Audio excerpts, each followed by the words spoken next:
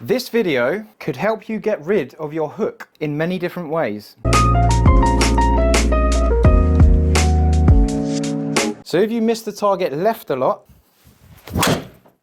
or you've got a big dirty hook that you don't like that creeps into your game, consider this.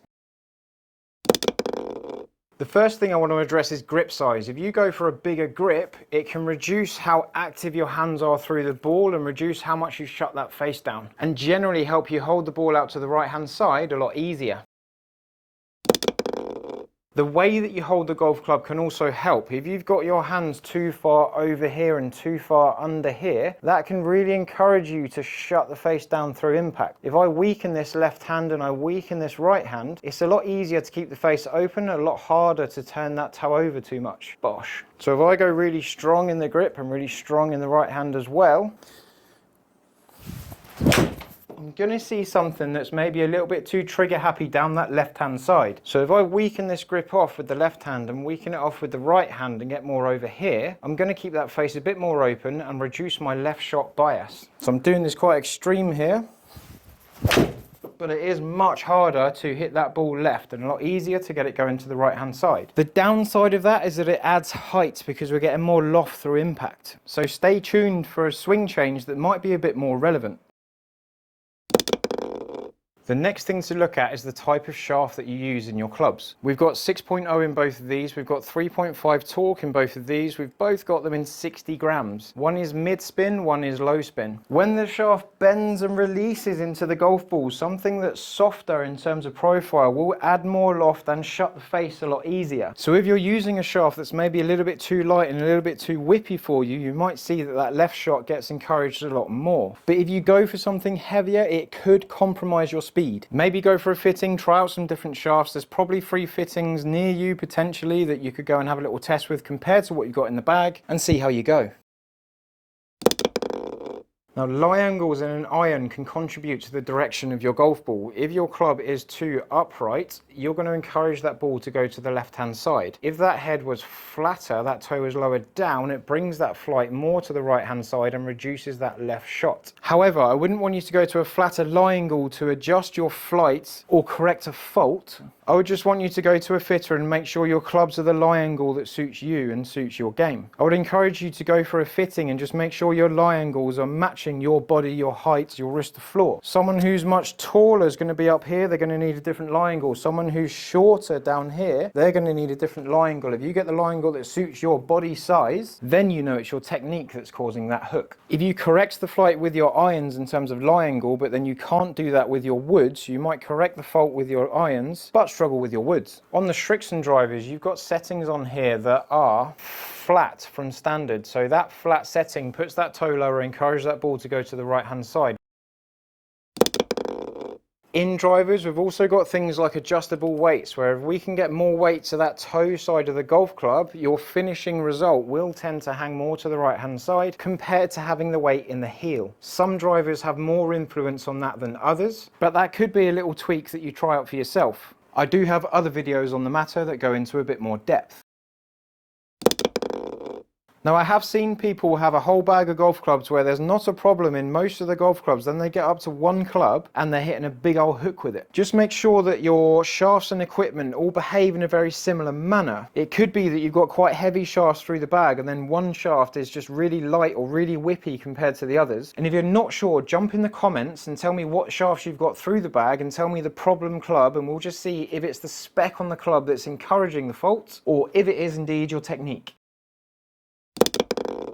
Now, technique-wise, to cure a hook, there's more than one way to skin a cat. Now, don't try all of this at once because it could be a bit of overkill. One way to get rid of a hook is to get through the ball and open your hips up faster than your shoulders. If you clear those hips out the way and leave that club a little bit more behind, you're going to leave the face more open and reduce your hook. So I'm going to get through this ball, I'm going to fire the hips as fast as I can and see what happens to the flight.